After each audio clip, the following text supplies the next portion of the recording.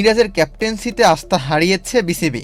জিম্বাবুয়ের কাছে ধরাশায়ী এবং দীর্ঘদিন ধরে চলা সমালোচনার পর বাংলাদেশের ওয়ানডে দলের অধিনায়কত্ব হারাতে চলেছেন মেহেদী হাসান মিরাজ।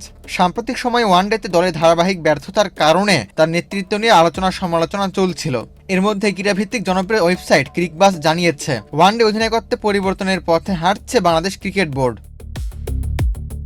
2025 সালের 12 জুন নাজমুল হোসেন শান্তর স্থলাভিষিক্ত হয়ে বাংলাদেশের ওয়ানডে দলের অধিনায়ক হন মিরাজ।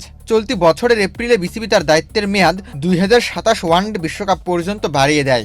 তবে তার নেতৃত্বে প্রত্যাশিত সাফল্য পায়নি Bangladesh. Optical brighter photo catalyst active granule সমৃদ্ধ বসুন্ধরা পাওয়ার ওয়াশ, ঝলমলে কাপড়ে ফুরফুরে মন। বিশেষ করে দেশের বাইরে দলের পারফরমেন্স ছিল হতাশাজনক। মিরাজের নেতৃত্বে বিদেশের মাটিতে খেলা 13টি ওয়ানডের মধ্যে বাংলাদেশ জিতেছে মাত্র 2টি। জিম্বাবুয়ের বিপক্ষে সিরিজ হার সে ব্যর্থতায় শেষ পেরেক হয়ে দাঁড়িয়েছে।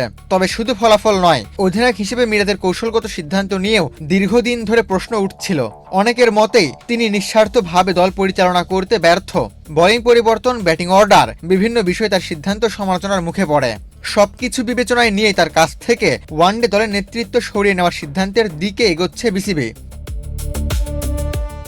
নতুন অধিনায়ক হিসেবে শুরুতে নাজমুল হোসেন শান্তর নাম জোরালোভাবে আলোচনায় থাকলেও সাম্প্রতিক সময়ে টি-20 অধিনায়ক লিটন দাসই সবচেয়ে এগিয়ে রয়েছেন। ফলে ওয়ানডে দলের দায়িত্ব তার কাঁধে উঠতে পারে। বর্তমানে বাংলাদেশের 3 ফরম্যাটে 3 জন ভিন্ন অধিনায়ক রয়েছেন। ওয়ানডেতে মিরাজ, টি-20তে লিটন এবং টেস্টে নাজমুল হোসেন শান্ত। আগামী 29 জুলাই অনুষ্ঠিত হতে যাচ্ছে বিসিবির বোর্ড সভা।